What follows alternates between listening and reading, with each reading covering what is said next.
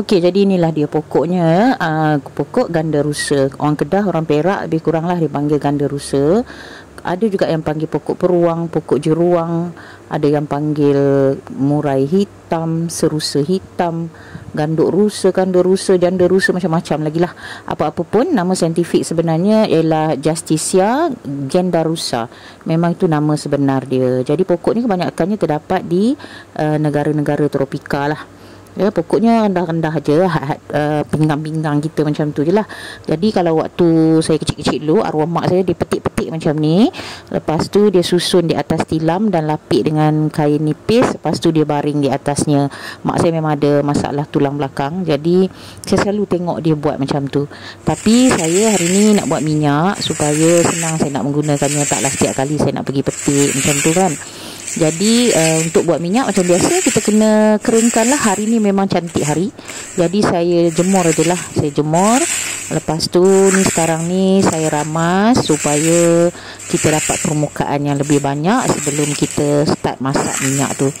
Jemur sampai kering betul, sampai bunyi rangup macam ni lah, supaya bahagian air tak ada. Yang tinggal hanyalah bahagian minyak dan bahagian-bahagian yang tidak melibatkan air. Jadi bila kita buat daun ni kering betul, maka minyak kita tak rosak, tak tengik. Ada orang tanya minyak kenapa suka jadi tengik. Itulah kerana kandungan air yang tertinggal di dalam daun bercampur dengan minyak. Sebab kita tak goreng benda ni. Kita bukan goreng, kita masak dengan suhu yang sangat rendah.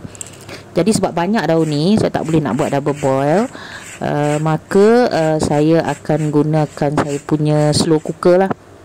Masak terus dalam slow cooker untuk 4 hingga 5 jam. Senang, boleh tinggal, boleh buat kerja lain. Jadi sambil saya menyediakan minyak ni, saya cerita sedikit tentang dia punya khasiat lah.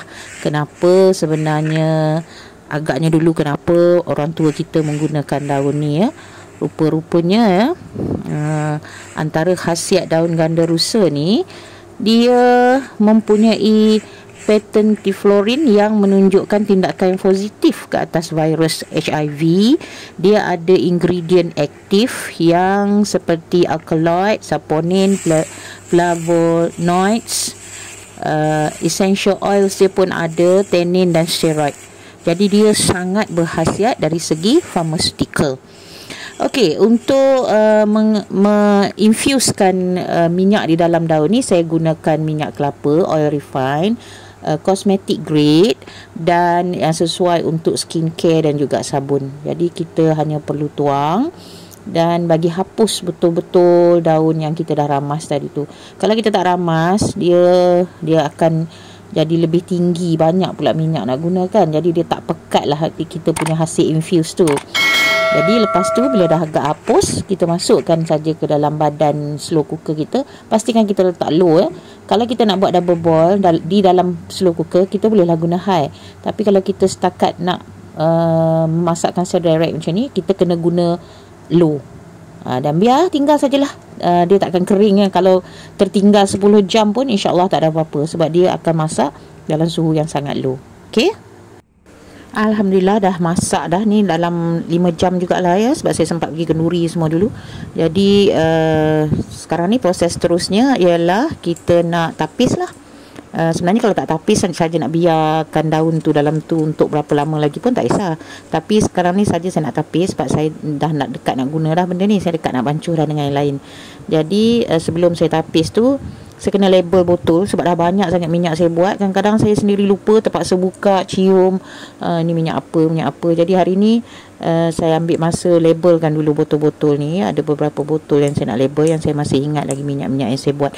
Jadi sambil saya melabel tu, saya nak cerita sikit bahawa antara kegunaan minyak ni dalam perubatan tradisional ialah merawat bisul ya. Merawat bisul, boleh meredakan bengkak kaki, merawat kudis, boleh juga melegakan lenguh badan, melegakan sakit lutut. Ada juga maklumat di dalam frame ni mengatakan bahawa boleh merawat lumpuh dan juga walaupun begitu dia ada kesan sampingan lah kalau kita guna dengan cara yang tak betul. Jadi semua maklumat yang saya cakap ni saya akan share dekat bahagian deskripsi video. Ada setengah orang dia tak tahu cara nak cari deskripsi video. Jadi klik dekat nama tu kat bawah tu, dia akan turun semua deskripsi tentang video. Maknanya maklumat-maklumat tentang daun ganda rusa ni saya akan letak kat situ, termasuk beberapa link di mana anda boleh baca maklumat tambahan tentang daun ganda rusa ni.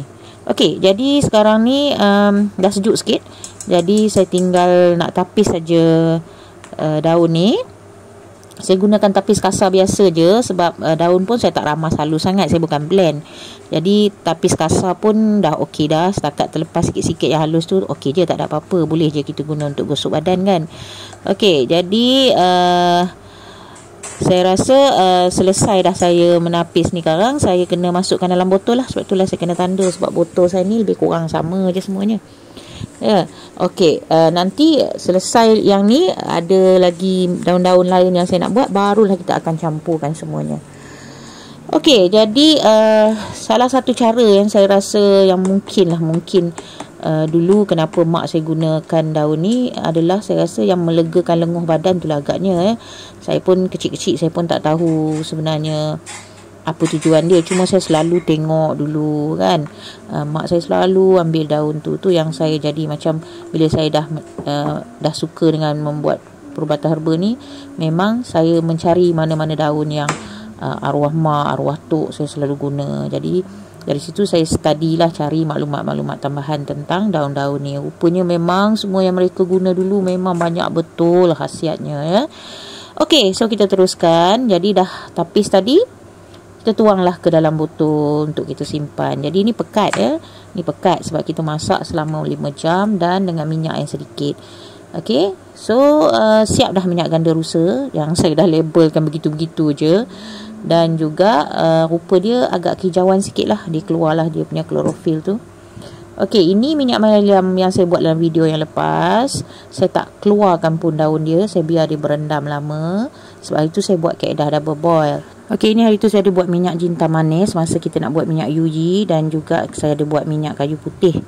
Jadi semua minyak-minyak ni nanti saya akan gabungkan dalam peratus-peratus yang tertentu untuk saya jadikan minyak untuk pinggang dan lutut lah.